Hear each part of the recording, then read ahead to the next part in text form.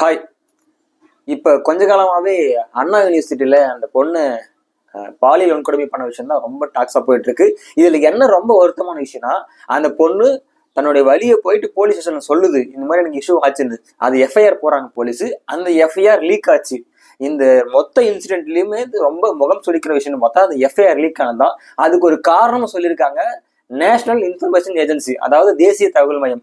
என்ன சொல்லியிருக்காங்கன்னா, அந்த பொண்ணோட எஃப்ஐஆர் ஃபைல் பண்ணும்போது ஐபிசிலிருந்து பிஎன்எஸ்க்கு மாற்றும் போது எஃப்ஐஆரை லீக் ஆச்சுன்னு சொல்றாங்க.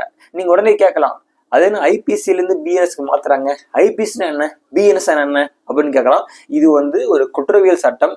எதுக்காக ஐபிஎஸ்ல இருந்து பிஎன்எஸ்க்கு மாத்துறாங்க எல்லா கேஸ்ன்றத இந்த வீடியோல டீட்டெயிலா தெரிஞ்சுக்கலாம். வாங்க வீடியோக்குள்ள போலாம். அதுக்கு முன்னாடி நம்ம சேனலை சப்ஸ்கிரைப் பண்ணாம தான் மறக்காம பண்ணிடுங்க. பிரிட்டிஷ் பீரியட்லாம் ஒரு கேஸ் ஃபைல் ஆகுது, ஒரு குற்றம் கன்ஃபார்ம் ஆயிடுச்சு, அக்யூஸ்டுக்கு பனிஷ் தராங்க.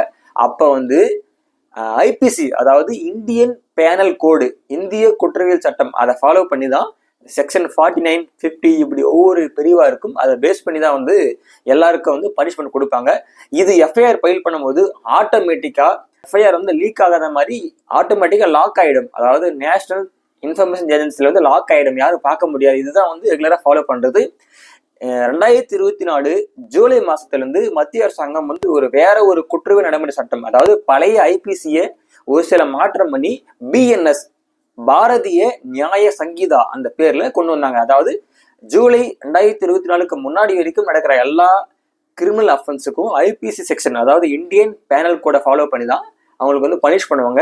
ஜூலை 24, அதாவது 2024க்கு அப்புறமா நடக்கிற எல்லா கிரைமுக்கும் பிஎன்எஸ், பாரதிய நியாய சங்கீதா, அதை ஃபாலோ பண்ணி தான் கிரிமினல்ஸுக்கு பனிஷ் பண்ணுவாங்க.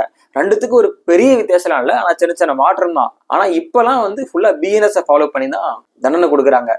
இதை மாற்றும் போது டெக்னிக்கல் ஃபால்ட் ஆயிடுச்சுன்னு நேஷனல் இன்ஃபர்மேஷன் ஏஜென்சி சொல்றாங்க. அது அவங்க சொல்றத நம்ம எப்படி ஏத்துக்கிறதுன்னு தெரியல. ஆனா அதுதான் ஒரு ஆதாரமா நம்ம தமிழ்நாடு அரசுக்கு சொல்லியிருக்காங்க. ஆனா எது எப்படியோ அந்த எஃப்ஐஆர் லீக் ஆனது ஒரு சாதாரண மனிதனா ரொம்ப ரொம்ப வருத்தமான விஷயமா இருக்கு.